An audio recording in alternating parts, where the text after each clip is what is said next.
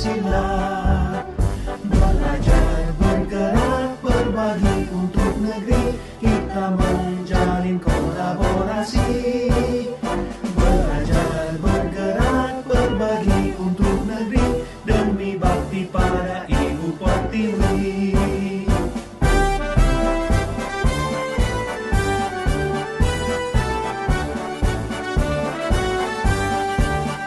Bulatkan tekad, kuatkan hati, negeri ini memanggilmu kawan. Belajar, bergerak, berbagi untuk negeri, guru penggerak majukan pendidikan. Guru penggerak menghamba pada murid, kreatif rancang pembelajaran. Hargai potensi, tingkatkan prestasi, lahirkan profil pelajar Pancasila. Belajar, bergerak, berbagi untuk negeri, kita menjalin kolaborasi. Belajar, bergerak, berbagi untuk negeri, demi bakti pada Ibu Pertiwi. Belajar, bergerak, berbagi untuk negeri, kita menjalin kolaborasi. Belajar, bergerak, berbagi untuk negeri, demi bakti pada Ibu Pertiwi. Assalamualaikum warahmatullahi wabarakatuh. Om Swastiastu. Salam, salam kebajikan, selamat siang dan salam sejahtera untuk kita semua. Tabipun.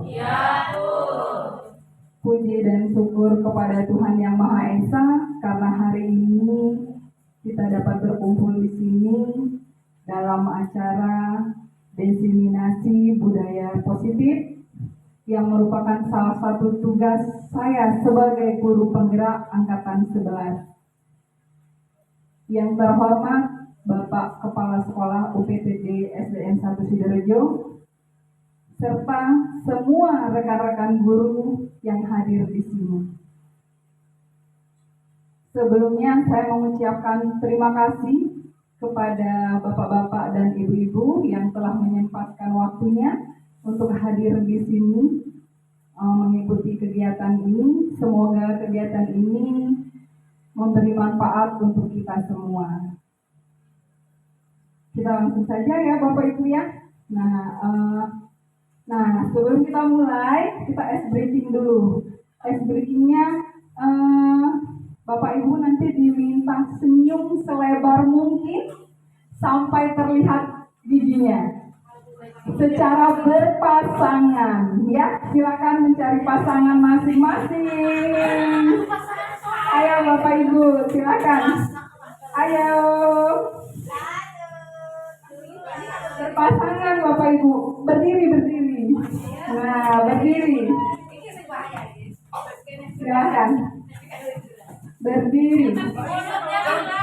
Sudah? Nah, mungkin senyum ini adalah salah satu dari budaya positif juga ya Bapak Ibu ya. Kita memberikan senyum kepada orang yang kita kenal. Jadi, sudah siap Bapak Ibu? Sudah, baik. 1, 2, 3, mulai. Senyum selebar mungkin sampai giginya terlihat. Gimana? Lucu nggak Bapak Ibu? Lucu? Iya. Sudah semua? Ya baik. Terima kasih. Tepuk tangan untuk kita semua ya. Lanjut Bu. Nah, ini adalah yang akan saya diseminasikan tentang budaya positif ya. Budaya positif merupakan perwujudan dari nilai-nilai atau keyakinan universal yang diterapkan di sekolah. Budaya positif dapat mendorong murid untuk mampu berpikir, bertindak, mencipta sebagai proses memerdekakan dirinya sehingga mampu menjadi mandiri dan bertanggung jawab. Kemudian konsep inti dari budaya positif terdiri dari beberapa bagian. Yang pertama adalah disiplin positif dan nilai-nilai kebajikan. Kemudian yang kedua, kebutuhan dasar manusia. Yang ketiga, motivasi perilaku manusia. Yang keempat, posisi kontrol guru. Dan yang kelima, keyakinan kelas atau kesepakatan kelas ya. Kemudian yang keenam adalah segitiga restitusi. Nah, yang pertama adalah disiplin positif. Sebelum kita masuk ke disiplin positif, kira-kira Bapak Ibu, disiplin itu apa ya Bapak Ibu? Masih ingatkah Bapak Ibu? Disiplin adalah, ya Bu Koma, silakan Bu Koma. Terima kasih mereka. Disiplin menurut saya datang tepat waktu. Itu disiplin. Iya, terima kasih Bu Komang. Tepuk tangan untuk Bu Komang. Ya, ada lagi? Ya, Bu Yayu. Disiplin positif itu hal-hal yang baik yang kita lakukan. Iya, terima kasih Bu Yayu. Tepuk tangan untuk Bu Yayu. Ada lagi yang lain? Disiplin itu apa? Ada Bapak Ibu? Tidak? Baik.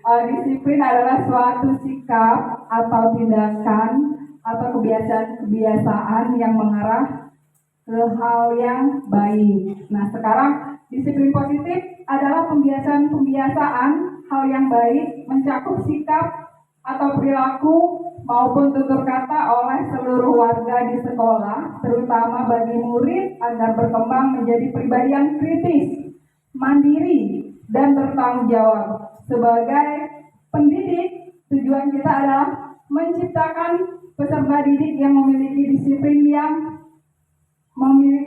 diri yang tinggi, sehingga mereka berperilaku mengacu kepada nilai-nilai kebajikan universal dan memiliki motivasi dalam diri menuju perubahan perilaku ke arah yang lebih baik, ya. Nah, ini nilai-nilai kebajikannya. Ada beberapa nilai kebajikan yang di sini yang saya tulis. Salah satunya beriman, bertakwa kepada Tuhan Yang Maha Esa, dan berakhlak mulia. Kemudian mandiri, bernalar kritis, berkebinekaan global, bergotong royong, serta kreatif. Nah, ini konsep inti kebudayaan, konsep inti budaya positif yang kedua, yaitu kebutuhan dasar manusia. Kebutuhan dasar manusia merupakan sesuatu yang kita lakukan untuk mendapatkan apa yang kita inginkan. Seluruh tindakan kita yang kita lakukan memiliki tujuan. Semua usaha terbaik kita yang kita lakukan agar kebutuhan dasar kita terpenuhi dengan baik, ya Bapak Ibu ya. Baik, kebutuhan dasar manusia itu ada 5, ya. Yang pertama bertahan hidup. Nah, bertahan hidup ini berhubungan dengan psikologis dan biologis, ya Bapak Ibu ya. Seperti makanan, pakaian, tempat tinggal, keamanan, dan kesehatan. Kemudian yang kedua adalah kebutuhan kasih sayang dan rasa diterima. Ini juga berhubungan dengan psikologis, ya. Di antaranya dipedulikan, berbagi, kerjasama, dan menjadi bagian dalam kelompok. Kemudian yang ketiga ada penguasaan. Penguasaan itu meliputi harga diri, keinginan untuk dianggap, memimpin, kemudian berprestasi, diakui, dan didengar. Kemudian yang keempat ada kesenangan. Kesenangan itu meliputi bermain, humor, antusias, dan tertawa. Kemudian yang terakhir, kebutuhan dasar manusia yang terakhir adalah kebebasan, mandiri, memiliki pilihan, mencoba hal baru, dan mampu mengendalikan arah dirinya. Lanjut, Bu. Nah, budaya positif yang ketiga adalah motivasi perilaku manusia. Nah, motivasi perilaku manusia ini ada 3 ya Bapak Ibu ya. Yang pertama adalah hukuman, di mana dalam hukuman ini prosesnya tidak terencana atau tiba-tiba. Kemudian murid tidak tahu apa yang akan terjadi. Kemudian bersifat satu arah, berupa hukuman fisik atau psikis.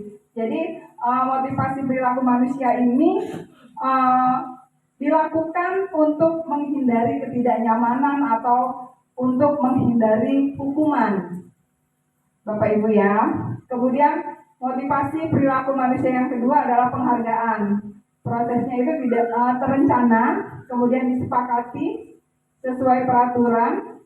Murid tetap dibuat tidak nyaman. Sikap guru selalu memonitor murid. Dalam motivasi perilaku manusia ini, yang kedua, yang penghargaan ini dilakukan untuk mendapatkan imbalan atau penghargaan dari orang lain. Kemudian motivasi perilaku manusia yang ketiga adalah restitusi. Prosesnya adalah menciptakan kondisi bagi murid untuk memperbaiki kesalahan, kemudian proses kolaborasi yang mengajarkan murid untuk mencari solusi sendiri. Nah, dalam motivasi perilaku ini, murid menjadi orang yang mereka inginkan atau menghargai dirinya sendiri dengan nilai-nilai yang mereka percaya. Nah, untuk hukuman dan penghargaan ini, motivasi perilaku manusia yang pertama, yang hukuman dan penghargaan ini biasanya muncul dari luar atau dari ekstrinsik anak itu sendiri. Kemudian untuk restitusi ini muncul dari diri anak itu sendiri. Jadi kenapa? Karena di situ nanti anak-anak akan termotivasi untuk menjadi apa yang mereka inginkan. Contohnya, untuk yang hukuman, misalnya ada anak-anak yang tidak mengerjakan PR, seperti itu. Saya hari ini harus mengerjakan PR karena saya nggak mau diberikan hukuman oleh bu guru, seperti itu. Kemudian penghargaan. Untuk yang penghargaan ini contohnya saya harus datang paling awal di sekolah. Nanti saya akan mendapat penghargaan dari bu guru, mendapat apresiasi atau biasanya kalau di kelas saya yang datang paling awal itu saya berikan apresiasi untuk memimpin doa, seperti itu. Itu salah satu contohnya. Kemudian yang restitusi,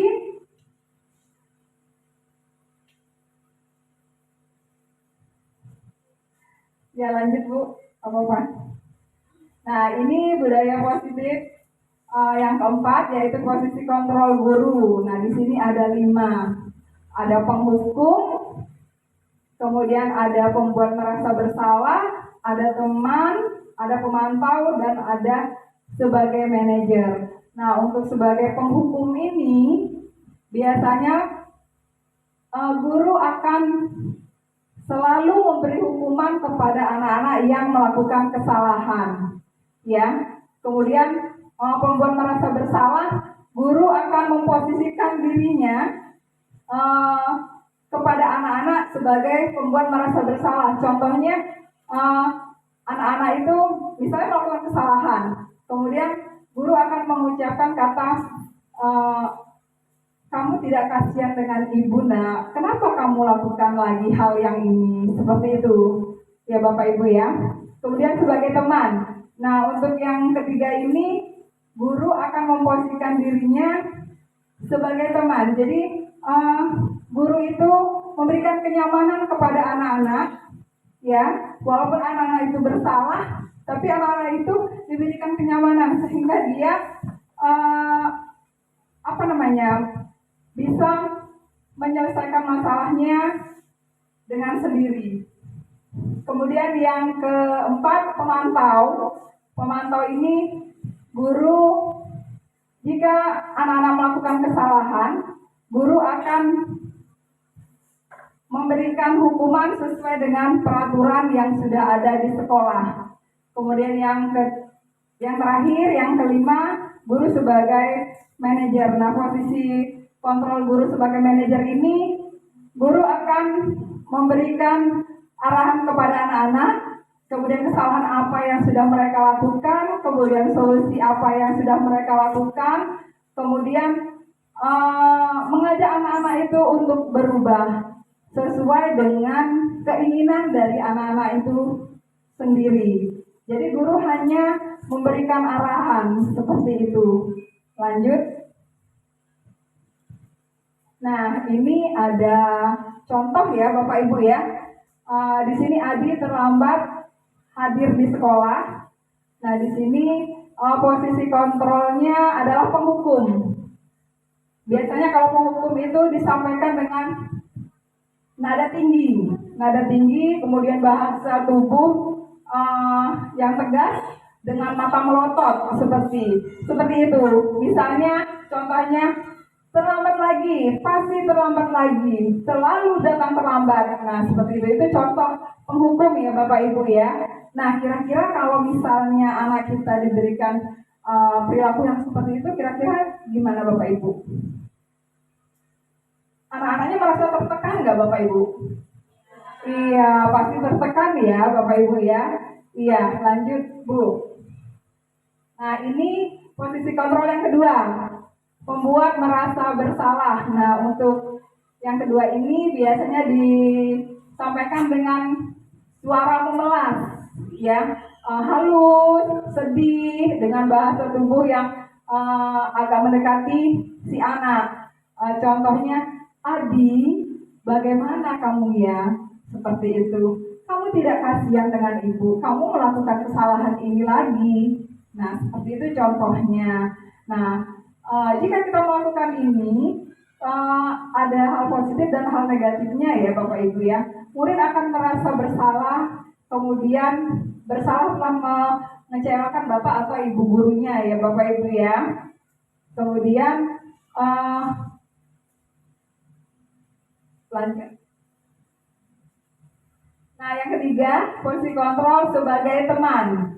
Nah, untuk sebagai teman ini, nada suaranya sangat ramah, sangat akrab, ya. Biasanya dengan diselingi dengan bercanda, kemudian bahasa tubuh merapat pada murid, kemudian mata dan senyum jenaka. Jadi kita seolah-olah murid yang telah melakukan kesalahan itu kita anggap sebagai teman. Jadi mereka benar-benar merasa nyaman ya Bapak Ibu ya. Contohnya, Adi, ayolah bagaimana sih kamu? Kemarin kamu sudah berjanji ke Bapak bukan? Kenapa terlambat lagi? Nah, seperti itu contohnya. Jadi sambil tertawa ringan gitu. Jadi si anak juga tidak merasa ketakutan seperti itu ya. Lanjut. Nah, ini yang keempat yaitu pemantau ya. Jadi dengan suara datar, kemudian bahasa tubuh agak formal. Jadi ini berhubungan dengan peraturan yang ada di sekolah. Jadi contohnya, Adi, tahukah kamu jam berapa kita mulai? Tahu Pak, kamu terlambat 15 menit. Apakah kamu sudah mengerti konsekuensi yang harus dilakukan bila terlambat? Paham Pak, saya harus tinggal kelas pada jam istirahat nanti dan mengerjakan tugas ketinggalan saya. Iya benar, nanti pada saat jam istirahat kamu harus tinggal di kelas untuk menyelesaikan tugas yang tertinggal tadi. Saya tunggu. Nah, ini pemantau ini berkaitan dengan pasti ini dengan hukuman ya. Jadi ada hukuman seperti itu. Lanjut Bu. Nah, yang kelima adalah manajer. Dalam posisi kontrol ini biasa disampaikan dengan nada suara tulus, bahasa tubuh yang tidak kaku, kemudian mendekati murid. Contoh kalimatnya, Adi, apakah kamu mengetahui jam berapa sekolah dimulai? Kemudian Adi menjawab, tahu Pak, jam 7. Guru menjawab lagi, ya jadi kamu terlambat. Kira-kira bagaimana akan memperbaiki masalah ini? Kemudian Adi menjawab, saya bisa menanyakan teman saya Pak untuk mengerjakan tugas yang tertinggal. Kemudian guru menjawab lagi, baik, itu bisa dilakukan. Apakah besok akan ada masalah untuk kamu agar bisa hadir tepat waktu di sekolah. Kemudian Adin, tidak Pak, saya bisa hadir tepat waktu. Guru menjawab, baik, saya hargai usahamu untuk memperbaiki diri. Nah, kira-kira kalau kita menggunakan posisi kontrol yang kelima ini, perasaan apa yang akan dialami oleh murid kita yang melakukan kesalahan, Bapak Ibu? Merasa dihargai, iya. Terus diberikan tanggung jawab, ya Bapak Ibu ya. Jadi anak-anak merasa mandiri, ya. Nah, ini ada contoh lagi. Nah, contoh lagi, tapi kasusnya berbeda ya. Murid tidak mengerjakan tugas yang diberikan guru. Kalau sebagai penghukum, contohnya berdiri. Kalau sebagai penghukum, berdiri dengan sebelah kaki di depan kelas. Nah, misalnya ada guru yang ada anak yang tidak mengerjakan tugas. Jadi kalau kita posisi kontrolnya sebagai penghukum, yang contoh di sini adalah anak-anak tersebut akan berdiri di sebelah di papan tulis dengan sebelah kaki seperti itu. Jadi untuk penghukum ini antara hukuman dan kesalahan itu tidak berkaitan ya Bapak Ibu ya, tidak ada kaitannya. Kemudian yang kedua, jika murid tidak mengerjakan tugas yang diberikan oleh guru dalam posisi kontrol sebagai pembuat merasa bersalah, itu kalimat yang biasa diucapkan sekian kali ibu sudah ingatkan, kamu senang ya melihat ibu terus-terusan bertindak seperti ini. Nah itu contohnya. Kemudian lanjut. Nah masih di kasus yang sama, apabila posisi kontrol teman sebagai posisi kontrol guru sebagai teman, contohnya di sini, ayo dong kamu kerjakan tugasnya. Nanti kalau sudah selesai kita bermain game. Nah seperti itu. Kemudian untuk yang keempat, pemantau ya, posisi kontrol sebagai pemantau, kamu sudah melakukan kesalahan dan sudah mengetahui konsekuensinya. Sekarang selesaikan dan segera kumpulkan. Nah itu contohnya. Lanjut Bu. Nah ini masih di kasus yang sama. Apabila posisi kontrol guru sebagai manajer, ya, apakah kamu tahu kesalahanmu? Keyakinan sekolah apa yang kamu langgar dan apa yang akan kamu lakukan untuk menyelesaikannya. Nah dari posisi kontrol kelima posisi kontrol ini kira-kira yang mana yang harus dilakukan oleh guru Bapak Ibu? Manajer ya. Jadi di sini guru itu mengingatkan kembali kesalahannya kepada anak, kemudian menanyakan keyakinan kelas yang mana yang sudah mereka langgar, kemudian memberikan solusi terhadap masalah mereka. Lanjut Bu. Nah, ini kita refleksi ya Bapak Ibu ya. Dari yang tadi sudah saya jelaskan tentang 5 posisi kontrol. Posisi kontrol apakah aku? Jika kalimatnya, saya kecewa sekali dengan kamu. Siapa yang bisa memberikan tanggapannya? Bu Komang? Ya, silakan Bu Komang.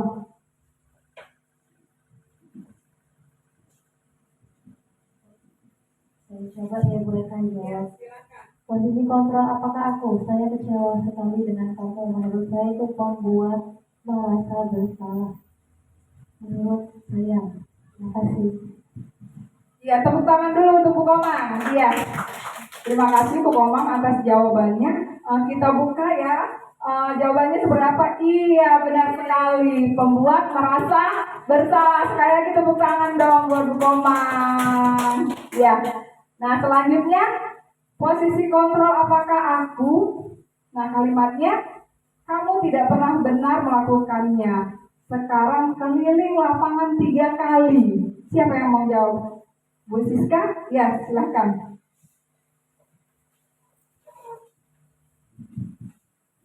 Posisi kontrolnya untuk itu karena memberikan hukuman harus lari 3 kali ya Bu, maka itu sebagai penghukum.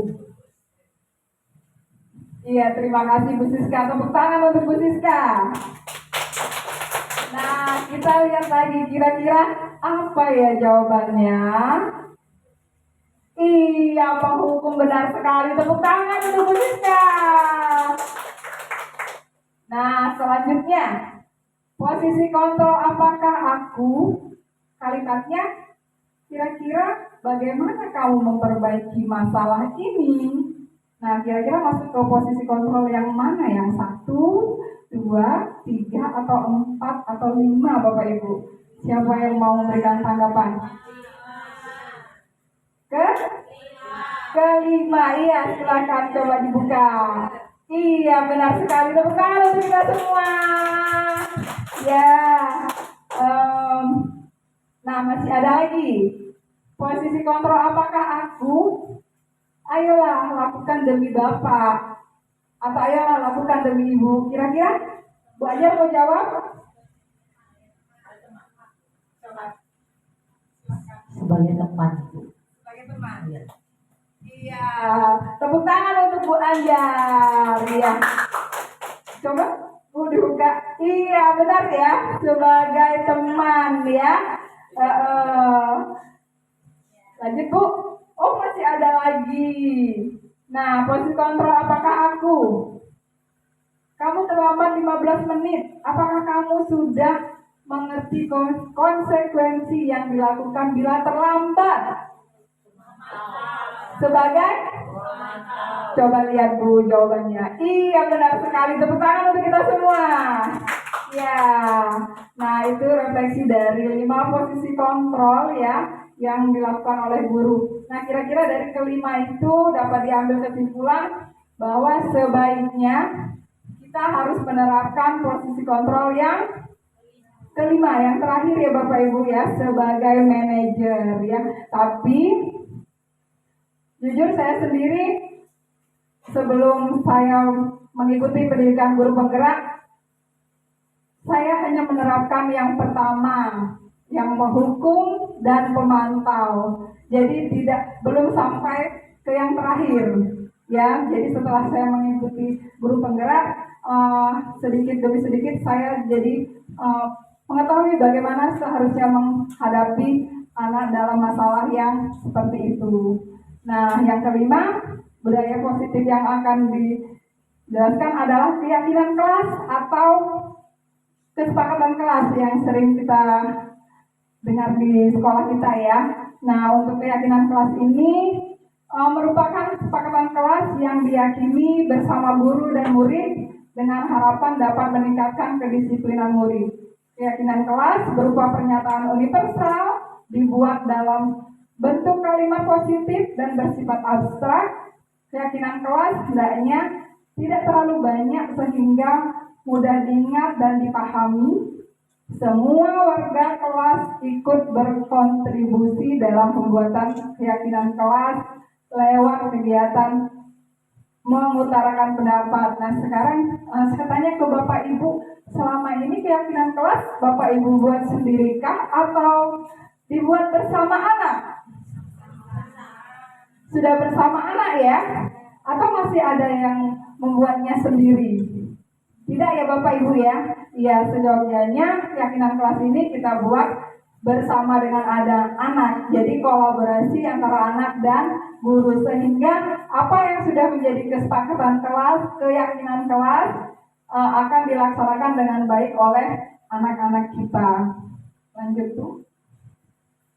Nah, ini contoh kesepakatan kelas yang sudah saya buat di kelas saya ya. Saling menghormati, kemudian patuhi aturan, selalu jujur, menjaga kebersihan, menjaga keamanan, kemudian selalu disiplin. Jadi itu kesepakatan kelas yang kami buat di kelas saya. Lanjut Bu.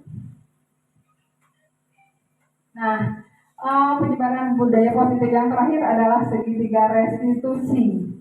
Segitiga restitusi adalah suatu proses dialog yang dijalankan guru atau orang tua agar dapat menghasilkan murid yang mandiri dan bertanggung jawab. Jadi segitiga restitusi ini tidak hanya bisa dilakukan oleh guru, tapi oleh orang tua juga bisa ya Bapak Ibu ya. Segitiga restitusi membantu murid memiliki tujuan, disiplin positif, dan memperbaiki dirinya setelah berbuat salah. Segitiga restitusi bukan untuk menebus kesalahan, namun untuk belajar dari kesalahan. Nah, kenapa kok disebut segitiga restitusi? Karena dalam proses menyelesaikan masalahnya menggunakan 3 tahapan. Ya Bapak Ibu ya. 3 tahapan. Yang pertama adalah menstabilkan identitas. Nah, dalam menstabilkan identitas ini, anak-anak diberi rasa nyaman dulu. Walaupun guru tahu anak itu bersalah, berperilaku yang salah, kita pertama harus memberikan rasa nyaman dulu kepada anak-anak. Contohnya dengan menyapa, halo anak-anak, kamu sudah ke kantin, atau misalnya kamu sudah sarapan, terus tanyakan, kamu tahu kesalahan yang kamu lakukan, misalnya seperti itu. Jadi kita benar-benar memberi rasa nyaman dulu kepada anak-anak. Misalnya anaknya ngomong, iya Bu, saya salah. Terus kita memberikan kalimat, iya tidak apa-apa, semua manusia pernah melakukan kesalahan, seperti itu. Jadi ibu juga pernah melakukan kesalahan. Nah, contohnya kalimatnya seperti itu ya Bapak Ibu ya. Kemudian tahapan yang kedua adalah validasi tindakan yang salah. Nah, dalam validasi tindakan yang salah ini kita mengingatkan kembali kesalahan yang sudah dilakukan anak, kemudian apa penyebabnya, penyebab dari anak tersebut melakukan kesalahan, seperti itu. Kemudian yang ketiga, menanyakan keyakinan. Nah, ini berhubungan dengan budaya positif yang sebelumnya, yang kelima, ya, tentang keyakinan atau kesepakatan kelas. Jadi dalam hal ini kita menanyakan keyakinan kelas apa yang sudah kita buat di kelas. Kemudian dari keyakinan kelas yang sudah kita buat, keyakinan mana yang tidak sesuai atau yang dilanggar oleh anak tersebut, seperti itu. Nah, ini contoh beberapa kalimat ya. Pada tahap 1, menstabilkan identitas. Yang pertama, berbuat salah itu manusiawi. Jadi ini diucapkan agar anak-anak merasa nyaman ya. Yang kedua, tidak ada manusia yang sempurna. Kemudian yang ketiga, Bapak atau Ibu juga pernah melakukan kesalahan seperti itu. Nah, yang keempat, Bapak atau Ibu tidak tertarik mencari siapa yang salah, tapi Bapak atau Ibu ingin mencari solusi dari permasalahan ini. Dan yang terakhir, yang kalimat yang biasa diucapkan adalah kamu berhak merasa begitu. Nah, itu yang biasa diucapkan untuk menstabilkan identitas. Jadi kita memberikan kenyamanan kepada anak-anak kita terlebih dahulu, walaupun mereka punya kesalahan ya. Selanjutnya, untuk tahap yang kedua, nah di tahap yang kedua ini validasi tindakan yang salah. Biasanya kalimat-kalimat yang diucapkan itu, kamu pasti punya alasan mengapa melakukan hal itu. Kemudian yang kedua, padahal kamu bisa melakukan yang lebih buruk dari ini ya. Kemudian yang ketiga, kamu patut bangga pada dirimu sendiri karena kamu telah melindungi sesuatu yang penting buatmu. Nah, ini untuk validasi tindakan yang sudah dilakukan oleh anak tersebut. Nah, tahap yang ketiga, menanyakan keyakinan. Kalimat yang biasa diucapkan adalah apa keyakinan kelas kita. Kemudian yang kedua, nilai-nilai apa yang kita telah sepakati. Kemudian yang ketiga, seperti apa gambaran kelas yang ideal menurut kamu.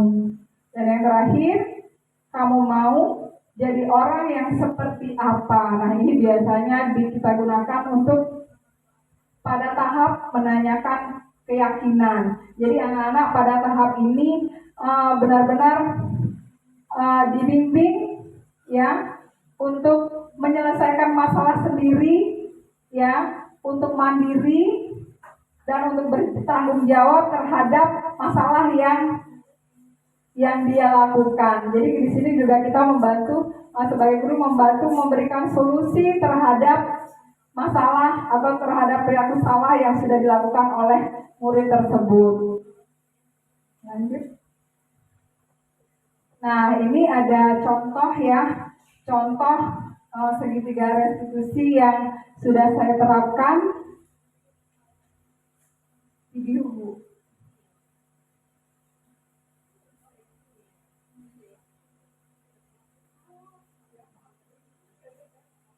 Seharusnya video itu, Bu. Ya udah. Itu anak makan saat jam pelajaran ya Bapak Ibu. Anggap saja video ya Bu ya. Nah, itu ada anak yang makan saat jam pelajaran ya. Lanjut Bu. Nah, ini segitiga restitusi yang saya lakukan, jadi memanggil anak, kemudian menanyakan kepada anak tersebut, kenapa tadi kok makan di kelas seperti itu. Terus anak tersebut bilang, saya lapar Bu, katanya seperti itu. Terus kenapa kok ini, maksudnya tidak sarapan dulu karena bangunnya kesiangan katanya. Terus semalam mainan handphone sampai malam, jadi tidurnya kemalaman seperti itu. Ya, pada ini saya meminta tanggapan kepada murid ya. Setelah saya melakukan segitiga restitusi, apa tanggapan mereka? Ternyata dalam hal ini saya sebagai guru sudah mampu membantu menyelesaikan masalahnya dan memberikan solusi yang terbaik buat anak-anak. Seperti itu ya Bapak Ibu. Ya. Ya, sekian, terima kasih. Nah, demikian diseminasi budaya positif dari saya. Mungkin ada tanggapan atau pertanyaan dari Bapak Ibu? Cukup? Iya, kalau cukup, sekali lagi saya ucapkan terima kasih untuk rekan-rekan guru yang hadir di sini. Dan apabila dalam penyampaian diseminasi ini saya ada kesalahan, baik saya sengaja maupun tidak sengaja, saya minta maaf. Wassalamualaikum warahmatullahi wabarakatuh. Om Swastiastu, salam, salam kebajikan, selamat siang. Terima kasih.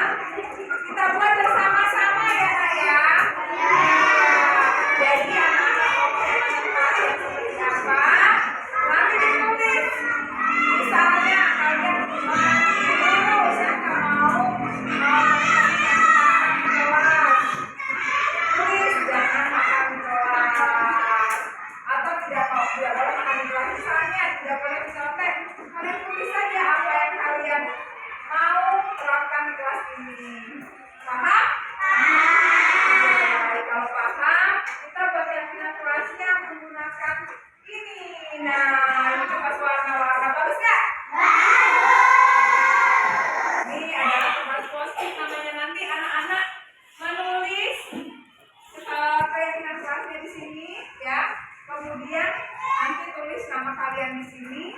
Setelah selesai menulis, boleh tempel di sini. Ini misalnya warna kuning, nanti ini warna merah, ini warna biru, hijau, gitu ya, paham ya? Bu. Paham, berbagikan ya? Ya, nih, warna kuning, ini merah, ini yang biru, ini yang hijau dan pink, silakan. Ya, dibagikan ke belakang nak, dibagikan ke belakang. Kasih satu-satu saya.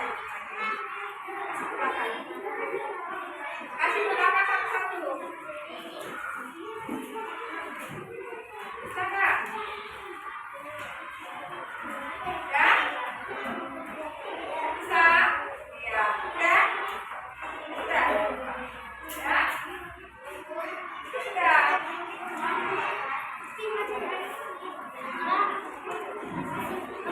Ya. Nah, kalau sudah boleh ditulis apa yang kalian inginkan. Biar kita tulis apa yang sudah. Nah, kalau sudah, sekarang anak-anak tulis di sini ya. Tulis apa yang kalian mau, kesepakatan kelas apa yang kalian mau tulis. Nanti di bawahnya tulis nama. Kalau sudah ditulis, nanti boleh tempel di sini. Ya, Nak, ya, berdasarkan warna. Ada yang sudah selesai? Yang sudah selesai boleh maju ke depan ya. Tempelkan, Nak. Ya, yang sudah selesai. Ya. Ayo. Yang sudah selesai? Ya, silakan Melvin. Yang sudah selesai, boleh maju ke depan tempelkan. Di sini warna merah. Merah sini, Nak. Sini, sini. Sini kuning.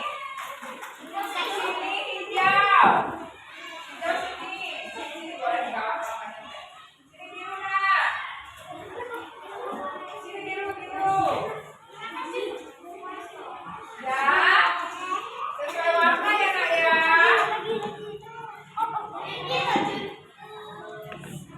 Sudah, kalau sudah duduk aja. Nah, ngobrol. Gantian, gantian.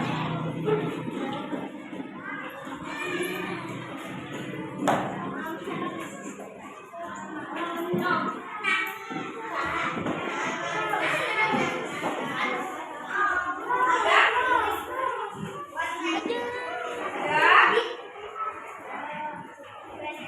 Nah, ini sudah tertempel semua di sini. Ada lagi yang belum? Oh, Melis. Ya, kita tunggu Melis. Melis warna apa, Nak? Warna? Oh iya, please. Nah, sini, Nak.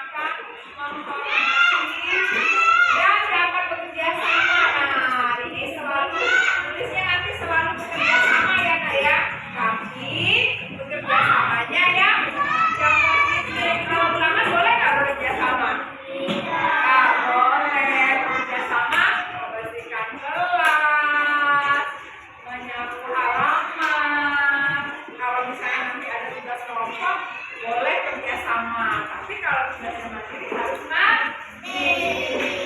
Ya, ada lagi kayak ini. Oh, tidak boleh makan bersama. Jaga kebersihan sama tadi sudah. Dengan kelas harus mandi. Ya, jadi sudah belajar semua rata-rata saling menghormati, menghargai nanti keyakinan kelas yang kita buat ya. Terus jujur, selalu disiplin, terus menghargai, bicara yang sopan, santun, ya. Nah, dengan adanya keyakinan kelas ini kan kalian sendiri yang buat ya nak ya. Ya, nanti ini akan kalian laksanakan selama kita di kelas ini. Jadi siapa nanti yang tidak mengikuti keyakinan kelas ini atau melanggar keyakinan kelas ini, nanti kelasnya mengingatkan ya. Kalian bilang, oh itu loh keyakinan kelas kita, kamu nggak sesuai dengan keyakinan kelas yang mana. Jadi ditegur sama dia, diingatkan ya nak ya. Ya, nah semoga keyakinan kelas yang kita buat ini bermanfaat untuk kita ya, dan kalian bisa jadi lebih disiplin, jujur, bertanggung jawab, bekerja sama ya nak ya. Ya, semoga keyakinan kelas yang kita buat ini bermanfaat untuk kita ya.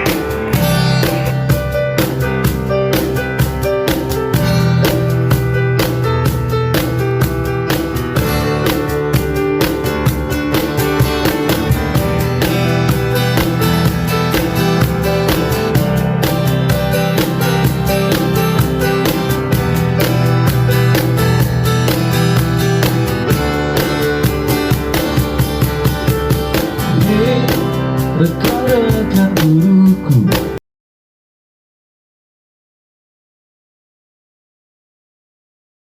Selamat pagi semua.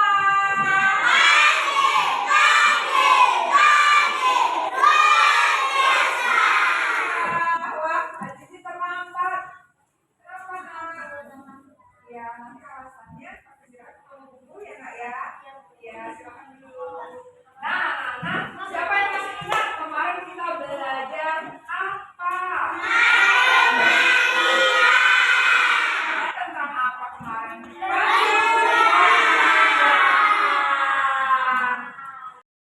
Halo Jiji. Iya, Bu. Iya, Jiji sudah ke kantin ya? Iya, Bu. Sudah istirahat? Sudah. Sudah. Nah, Jiji dipanggil ke sini ini sama Bu Guru, kira-kira suruh ngapain ya nak? Nggak tahu, Bu. Nggak tahu. Enggak. Benar nggak tahu? Benar. Iya. Nah, tadi saat pelajaran sudah dimulai, Jiji datang terlambat. Ingat nggak? Ingat, Bu. Ingat. Nah, kira-kira kenapa Jiji datang terlambat? Karena bangunnya kesiangan, Bu. Oh, bangunnya kesiangan.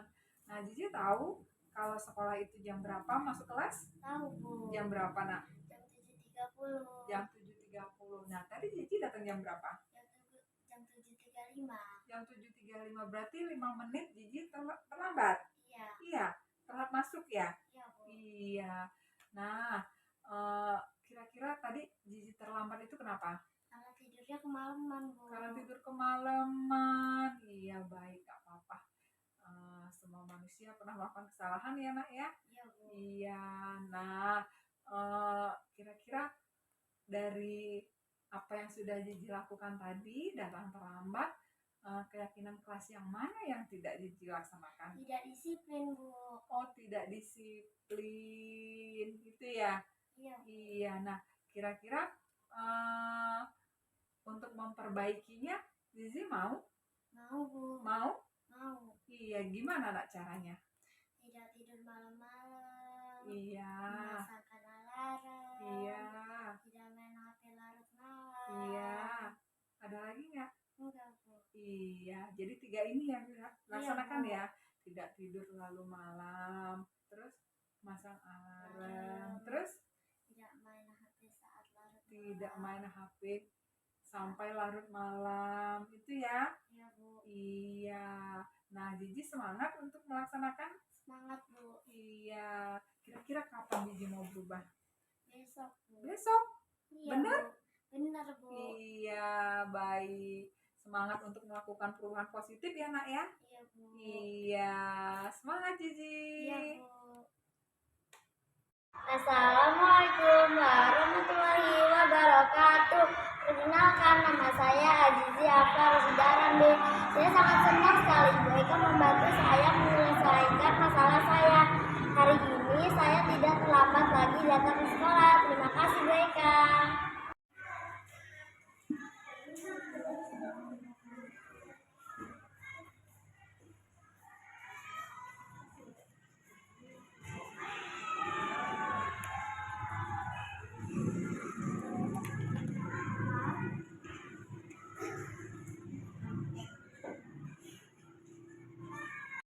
Hai Violin. Iya Bu, Iya, Violin sudah istirahat? sudah Iya, sudah ke kantin? sudah Bu. Iya. Nah, Violin dipanggil ke sini. Tahu nggak Violin disuruh ngapain? Karena Nggak apa? tahu. Nggak tahu. Nggak tahu. Benar nggak tahu. Iya Bu. Iya. Tadi saat pelajaran Bu Guru, Violin, Bu Guru lihat makan di kelas. Benar nggak? Iya Bu. Iya. Bu Guru boleh tahu kenapa kok Violin makan di kelas? Belum sarapan Bu. Oh, belum sarapan. Kenapa kok belum sarapan Violin? Gara-gara tidurnya kemalaman, jadi bangunnya kesiangan. Oh gitu, belum sarapan gara-gara tidurnya kemalaman. Terus kesiangan, nggak sempat sarapan di rumah ya nak ya? Iya. Iya, terus tadi makannya dalam kelas. Iya. Iya. Nah, kira-kira Violin itu, apa yang dilakukan Violin itu benar atau salah? Salah. Salah. Iya, nggak apa-apa. Semua manusia pernah melakukan kesalahan ya nak ya. Ibu juga pernah melakukan kesalahan. Nah, kalau ibu lapar, ya ibu langsung makan. Ya, tapi kita tahu tempatnya ya nak ya. Iya. Iya. Nah, dari kesalahan Violin itu, kira-kira keyakinan kelas yang mana yang belum Violin laksanakan? Tidak menjaga kebersihan kelas Bu. Tidak menjaga kebersihan kelas. Terus ada lagi nggak? Ada. Apa? Tidak disiplin. Iya, tidak disiplin. Berarti ada dua keyakinan yang tidak Violin laksanakan ya. Iya. Tidak disiplin dan tidak menjaga kebersihan kelas. Iya, baik. Nah, sekarang Violin mau berubah? Mau Bu. Mau? Mau. Kira-kira apa yang harus Violin laksanakan agar bisa berubah? Sebelum sekolah harus makan dulu. Iya, pertama harus sarapan dulu sebelum berangkat sekolah. Terus apa lagi? Yang kedua nggak boleh tidur malam-malam. Nggak boleh tidur malam-malam. Terus apa lagi? Hidupin Oh, alarm sebelum tidur. Iya, boleh hidupin alarm sebelum tidur. Jadi 3 ini yang dilaksanakan ya. Iya Bu. Iya. Nah, baik Violin. Kira-kira kapan Violin mau berubah, mau melaksanakan itu? Mulai besok. Mulai besok. Iya. Benar? Benar. Iya, janji? Iya Bu. Iya, semangat ya untuk berubah ya. Iya Bu. Iya, tos dulu dong. Oke. Assalamualaikum warahmatullahi wabarakatuh. Perkenalkan, nama saya Violin Putriana Hadi. Bu Eka sudah mencarikan solusi untuk